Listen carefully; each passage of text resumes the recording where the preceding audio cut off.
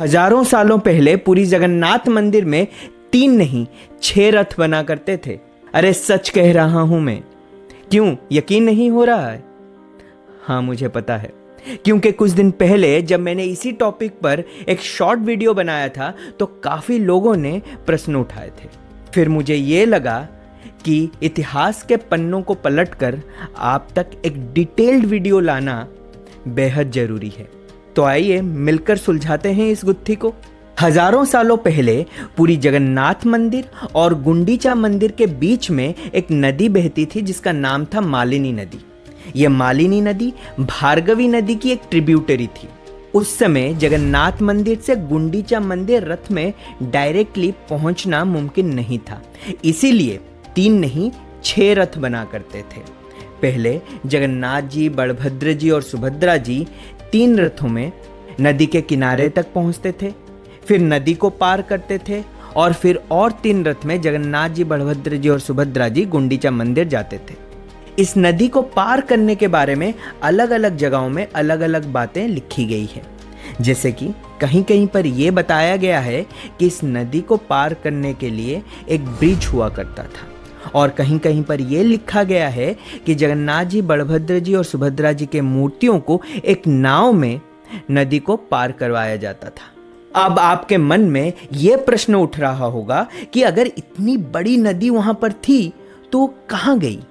देखिए, कहा जाता है कि पुरी के राजा गजपति नरसिंह देव जी की धर्मपत्नी सौरधा देवी जी को एक बार जगन्नाथ जी सपने में आकर ये निर्देश दिए थे कि वो आगे से रथ यात्रा में बिना रुके गुंडीचा मंदिर जाना चाहते हैं। फिर मालिनी नदी को रेत भरकर बंद करवा दिया गया। इसीलिए आज भी उस जगह को सौरधा बाली कहा जाता है और उसके धूल को भक्त बड़े प्रेम से अपने माथे में लगाते हैं। ये जो क्लोज्ड रिवर माउथ है उसको बांकी मुहाना कहा जाता है। जो लोग पुरी गए हैं या फिर पुरी के बारे में जानते हैं वो लोग बांकी मुहाना के बारे में जरूर जानते होंगे।